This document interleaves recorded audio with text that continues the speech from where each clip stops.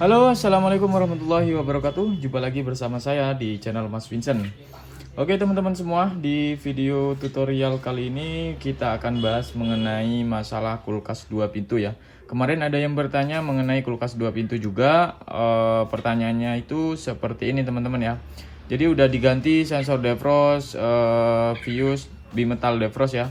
Itu kenapa masih muncul pengeblokan bunga es, artinya kulkas dua pintu ini di bagian bawah itu nggak dingin, tapi kelama-lamaan di bagian atas juga nggak bisa beku teman-teman. Jadi seperti ini, khusus ini untuk kulkas dua pintu ya teman-teman ya. Jadi mulai kulkas dua pintu Polytron yang nggak dingin atas bawah, kemudian nggak dingin, ya pokoknya kulkas dua pintu lah ya. Semua masalahnya itu sama teman-teman ya. Jadi untuk cara pengecekannya pun juga sama. Jadi nggak bisa kita cek hanya di satu titik ataupun di satu masalah teman-teman ya.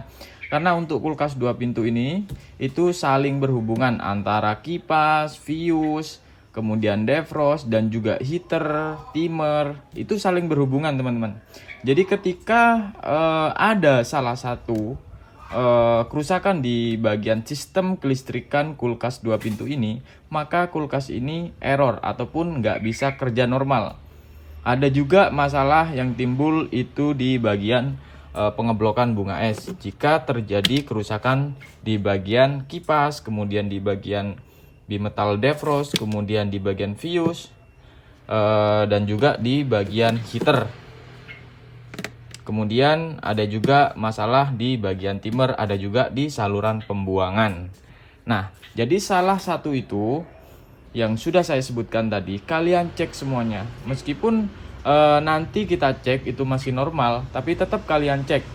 Karena untuk setiap kerusakan kulkas dua pintu ini semuanya berbeda-beda teman-teman ya.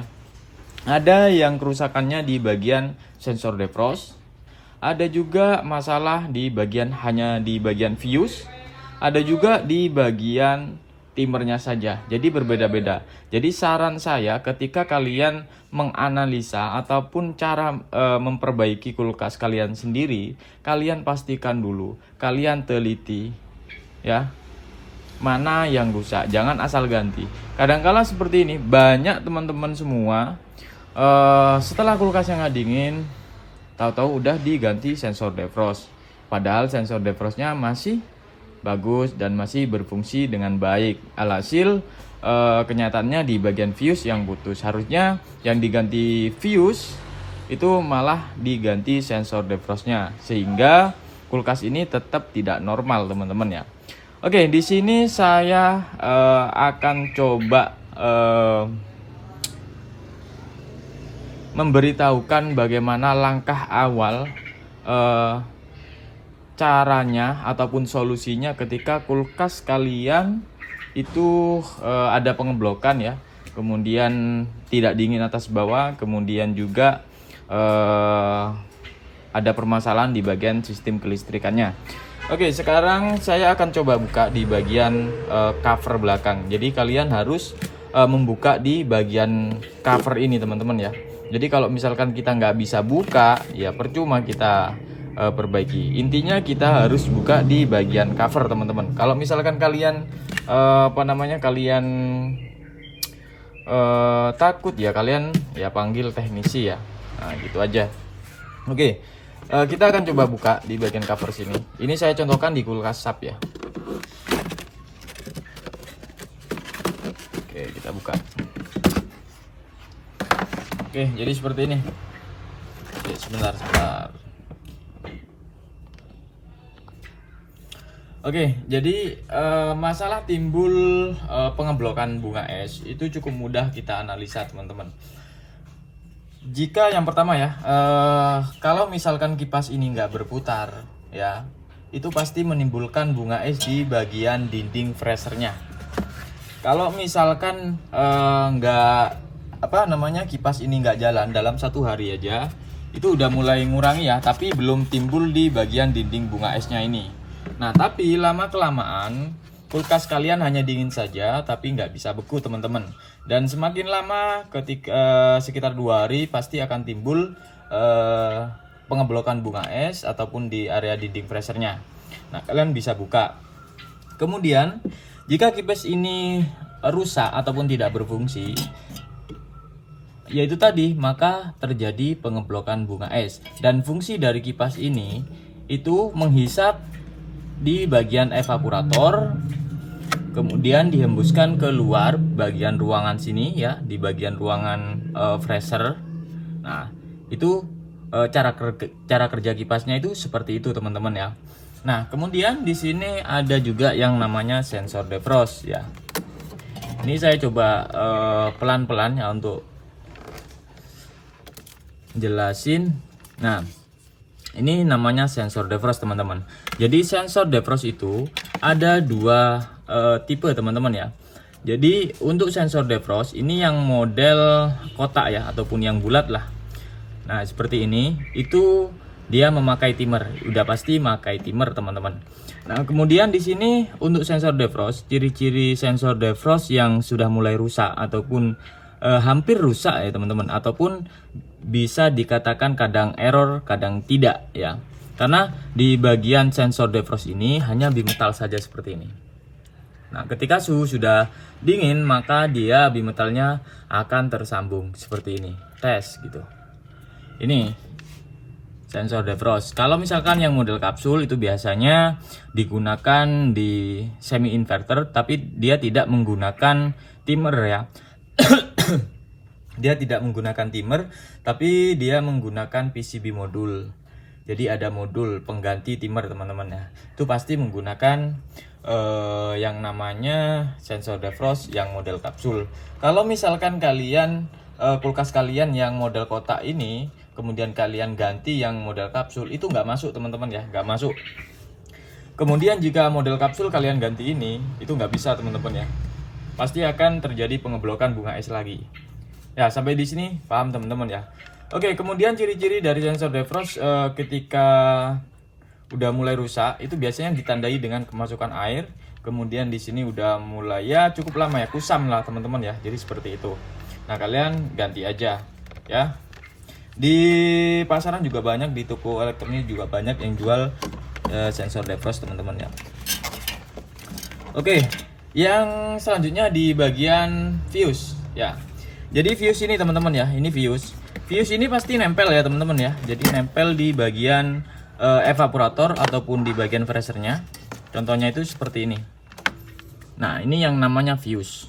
Nah, fuse ini itu pengaman teman-teman ya. Jadi pengaman ketika terjadi kerusakan heater ataupun kerusakan yang lainnya. Nah, ini bisa memutus arus ya. Ini bisa memutus arus. Biasanya ya dibuat pengaman lah teman-teman ya.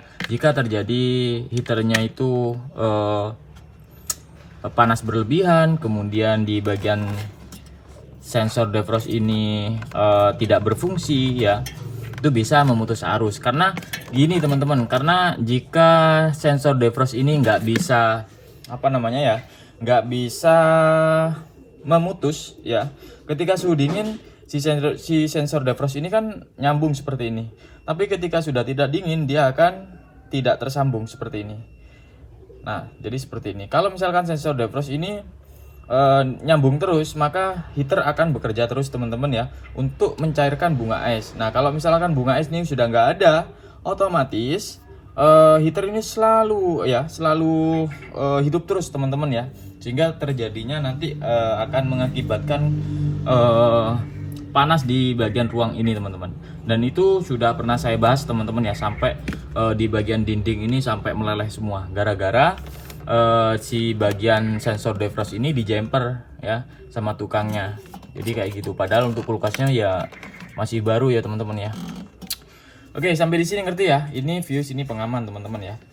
Nah, kemudian ini bisa terjadi teman-teman ya, bisa terjadi kerusakan yang namanya barang elektronik ya, pasti akan rusak teman-teman. Tapi kita nggak tahu kan rusaknya itu bagaimana. Dan cara ngecek di bagian fuse, kalian harus mempunyai tang ampere ataupun avometer.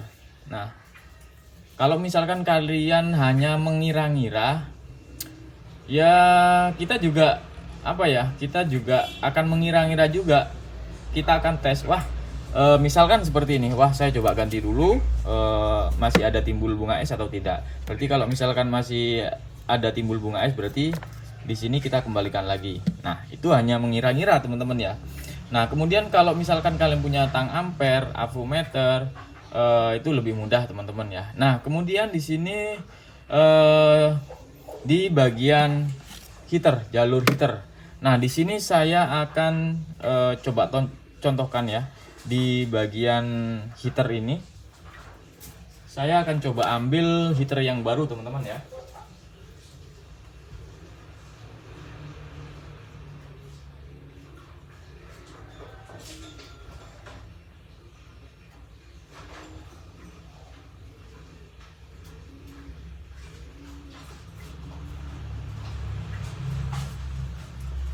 Oke, jadi di sini yang namanya kulkas 2 pintu itu pasti ada yang namanya heater, teman-teman. Heater itu seperti ini, ya. Jadi heater ini ketika sudah lama itu pasti akan mengalami pecah ya, teman-teman ya. Kenapa pecah? Biasanya ya udah biasa, teman-teman ya, karena untuk kaca itu sendiri kan dingin, kemudian heater ini lalu bekerja memanaskan ya untuk mencairkan bunga es di bagian sini sehingga menyebabkan kerusakan di bagian kaca. Tapi kalian nggak perlu khawatir ya, karena kaca ini cukup ya lumayan kuat teman-teman ya, kaca yang seperti ini. Kadang-kadang udah belasan tahun tapi kacanya belum pecah teman-teman ya. Dan biasanya penyebab kaca pecah di bagian heater ini biasanya di saluran pembuangan itu buntu teman-teman, sehingga air tetap ngembang di sini nih, di bagian pembuangan di bagian bawah sini teman-teman. Dan kemudian di sini kalau misalkan heater ini pecah ya, pecah itu cara kerjanya meskipun masih nyambung dia tidak maksimal teman-teman ya. Maka dari itu saya sarankan kalian harus cek secara fisik juga, karena kita nggak tahu ya, karena di bagian dalam sini, di bagian bawah untuk heaternya. Jadi kalian harus angkat. Dan untuk cara mengangkat evaporator tuh di video saya udah pernah saya bahas ya. Kita tarik aja ini ya. Kemudian kita tinggal tarik ke belakang, itu udah terlepas teman-teman. Tapi kalau misalkan belum terbiasa memang agak susah teman-teman. Yang namanya yang belum terbiasa itu ya emang susah. Saya pun dulu juga kayak gitu ya, masih belajar itu masih takut ataupun masih takut bengkok atau takut apa. Tapi dengan keyakinan ataupun keberanian kita ya, saya beraniin teman-teman ya. Jadi seperti itu. Oke, selanjutnya di sini Bang, di sini saya cek semuanya. Di bagian sensor defrost, kipas, sensor defrost, fuse dan juga heater itu masih aman. Saya ukur masih aman. Nah, kalian bisa cek. Ini pengalaman pribadi saya teman-teman ya. Dulu pertama kali semua sudah saya ganti, sampai semuanya saya ganti, yang mulai dari kipas, defrost, fuse, heater, apalagi sampai timer itu sudah pernah saya ganti. Dan kenapa kulkas ini mengalami pengeblokan terus teman-teman ya? Jadi saya waktu itu cukup bingung.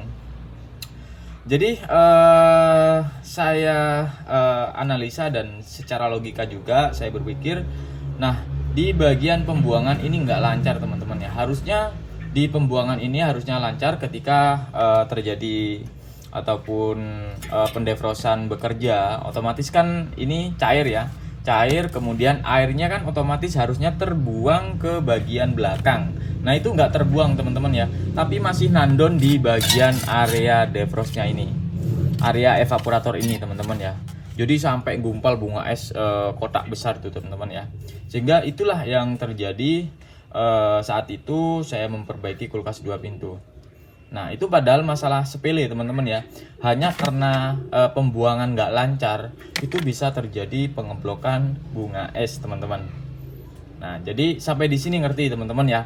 Jadi mulai dari kipas itu udah saya terangkan, kemudian di bagian defrost itu bagaimana pengecekannya. Jadi di bagian fuse juga itu udah saya terangkan, dan juga di bagian heater itu udah saya terangkan juga teman-teman ya. Oke, selanjutnya di sini kita ke bagian timer teman-teman. Jadi di sini saya akan coba ambil timer terlebih dahulu, nanti saya akan terangkan teman-teman ya.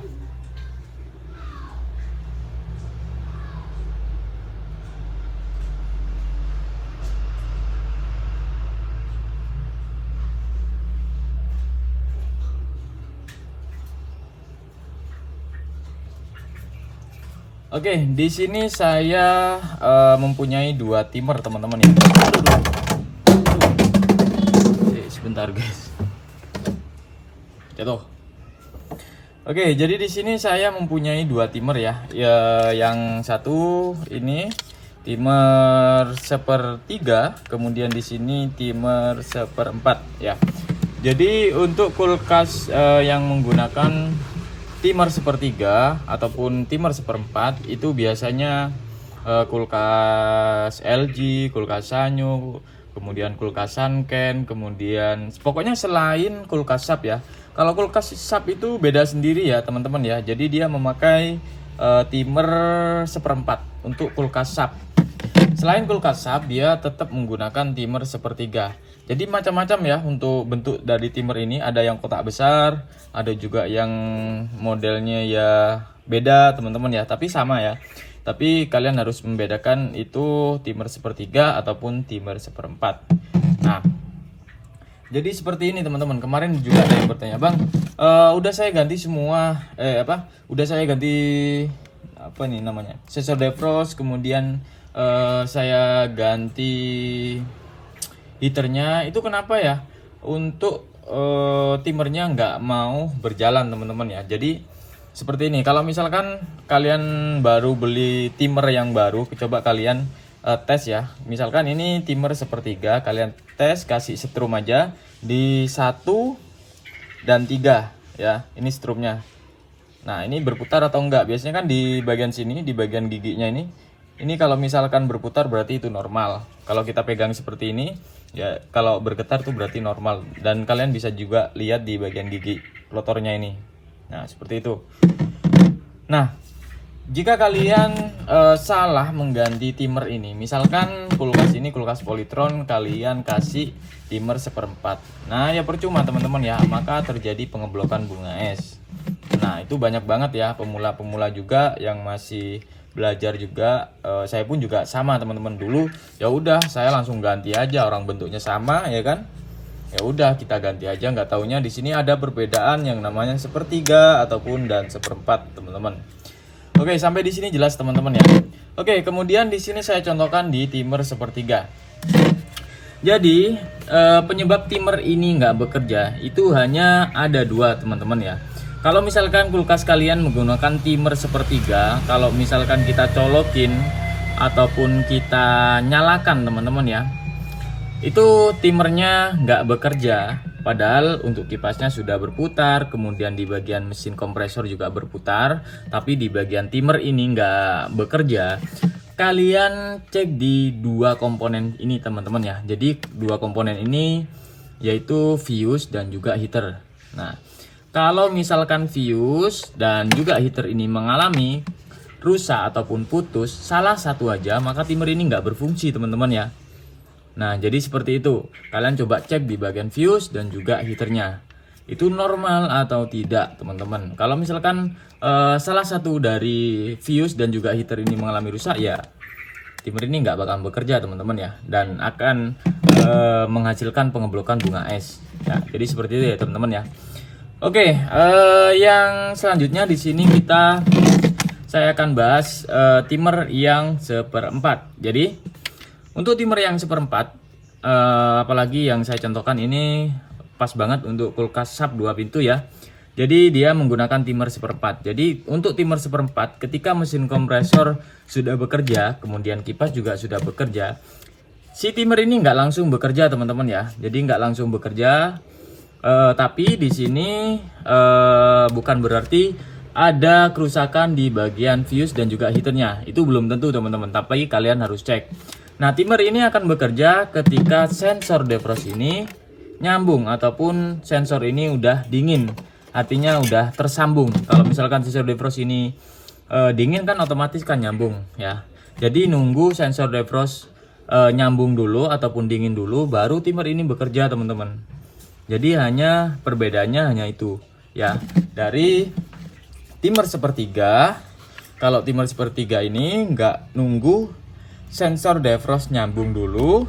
Tapi kalau misalkan timer 1/4 itu nunggu sensor defrostnya harus tersambung dulu, baru si timer ini, timer seperempat ini bekerja teman-teman. Jadi seperti itu ya teman-teman ya.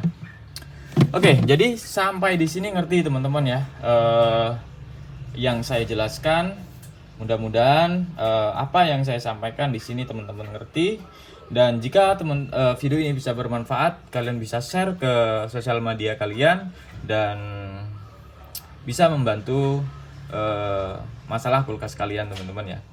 Oke, jadi sampai di sini teman-teman ya untuk video kali ini. Semoga video ini ya bisa bermanfaat dan salam juga untuk salam dingin ya. Salam sehat selalu dan dilancarkan segala urusannya. Dan juga salam dari teman-teman seperjuangan, mudah-mudahan sehat selalu teman-teman ya. Oke, jadi seperti itu. Sampai jumpa di video selanjutnya. Assalamualaikum warahmatullahi wabarakatuh. Next video.